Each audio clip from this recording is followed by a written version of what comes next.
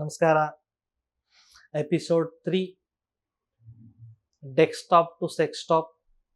ಇವತ್ತಿನ ವಿಷಯ erectile dysfunction ಅಥವಾ ನಿಮೂರು ದೌರ್ಬಲ್ಯತೆ. ಸಾಫ್ಟ್ವೇರ್ ಎಂಪ್ಲಾಯೀಸ್ನಲ್ಲಿ those who are continuously having sitting jobs with lot of mental stress and very less physical activity, improper sleep, improper food habits, and previous history of masturbation will lead to this erectile dysfunction.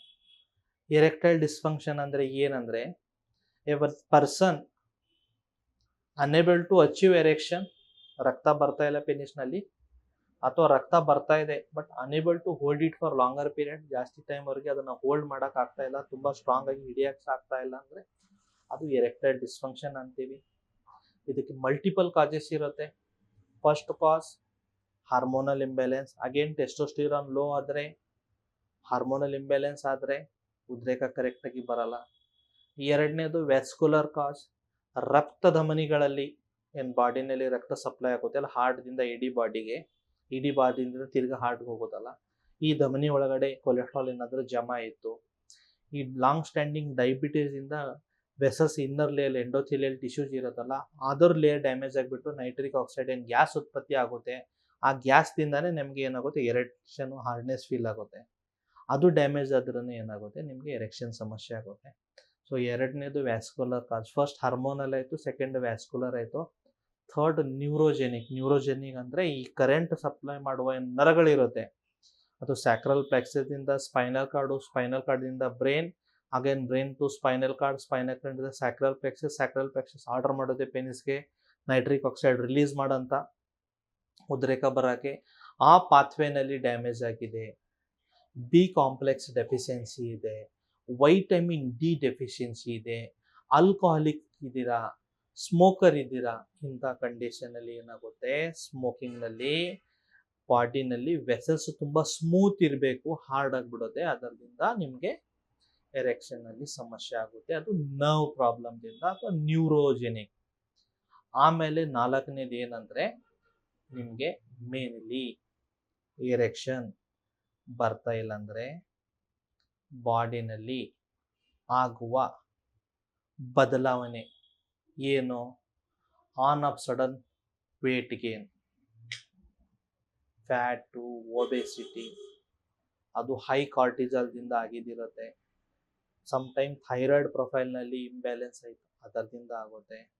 Sometime ಯಾರು drug abuse ಮಾಡಿದ್ದಿರ್ತಾರೆ, over alcoholism ಮಾಡಿದ್ದಿರ್ತಾರೆ, ಅವ್ರ ಕಂಡೀಷನ್ನಲ್ಲಿ ಕೂಡ ಈ ಥರ ಆಗಿರುತ್ತೆ. ಆಮೇಲೆ ಈ erectile dysfunction ಇದೆ sir, ಕಾಜಸ್ ಹೇಳಿದ್ರ, ಅದು ಹಾರ್ಮೋನಲ್ ಇರ್ಬೋದು, ನ್ಯೂರೋಜೆನಿಕ್ ಇರ್ಬೋದು, ವ್ಯಾಸ್ಕುಲರ್ ಇರ್ಬೋದು, ಮತ್ತು ನಾನಾ ಬೇರೆ ಬೇರೆ ಇರ್ಬೋದು. ಬಟ್ ಇದಕ್ಕೆ ಈಗ ಸೊಲ್ಯೂಷನ್ ಏನು?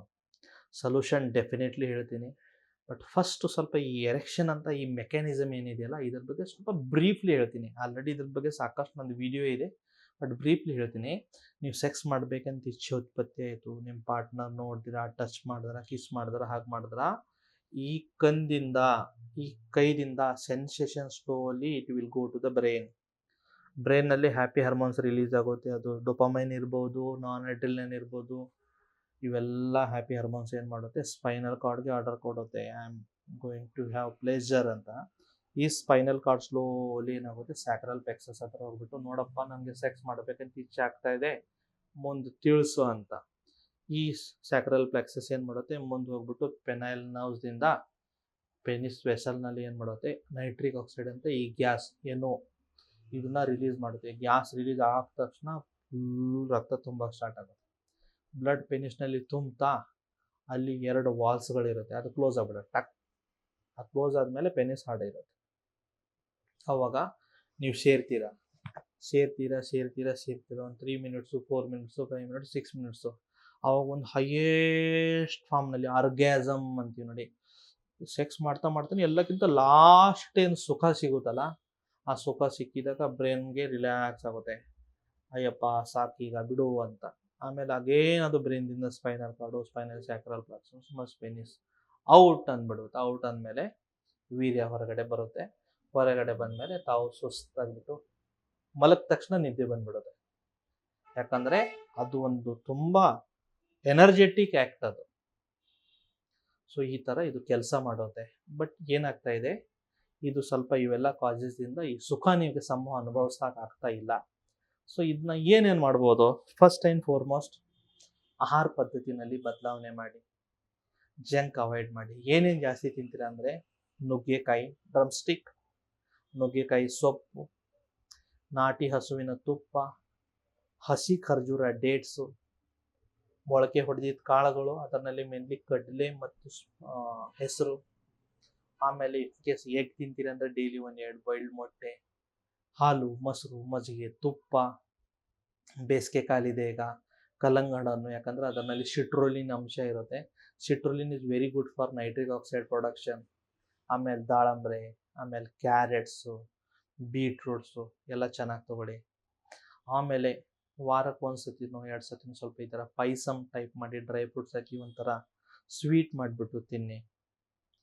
ಇನ್ ಕೇಸ್ ನೀವು ನಾನ್ ವೆಜಿಟೇರಿಯನ್ ಇದ್ದರೆ ಮಟನ್ ಸೂಪ್ ಅಥವಾ ಚಿಕನ್ ಸೂಪ್ ತೊಗೋಬೋದು. ವೆಜಿಟೇರಿಯನ್ನಲ್ಲಿ ಉದ್ದಿನ ಬೆಳೆ ಏನಿರ್ತಾರಲ್ಲ, ವೆಜಿಟೇರಿಯನ್ಗೆ ಅದು ನಾನ್ ವೆಜ್ ಫುಡ್ ಅಂತ ಹೇಳ್ತಾರೆ. ಉದ್ದಿನಲ್ಲಿ ಅಷ್ಟು ಕೆಪಾಸಿಟಿ ಇರುತ್ತೆ.